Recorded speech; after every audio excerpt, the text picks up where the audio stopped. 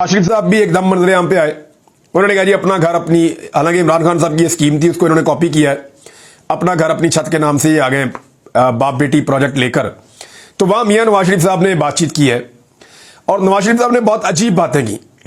एक तो उन्होंने पाकिस्तानियों को भेड़ बकरियां करार दे दिया और उन्होंने कहा जी भेड़ बकरियों की तरह पीछे चलने वाले इमरान खान से हिसाब लें। मामला यह है कि 40 साल हुकूमत की इस मुल्क के ऊपर शरीफ खानदान ने, और वो हिसाब मांग रहे हैं इमरान खान के 3 सालों का। हालांकि इमरान खान उन 3 सालों में भी शरीफ खानदान के डाले हुए गंद को साफ करने की कोशिश कर रहे थे।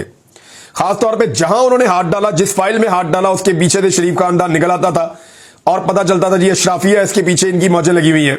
शुगर माफिया यही निकलते थे, आईपीपीएस का माफिया यही निकलते थे, रेंटल पावर्स का माफिया यही निकलते थे, करप्शन के कोई केसेस यही निकलते थे और ठेकेदारों के अंदर माफिया यही निकलते थे।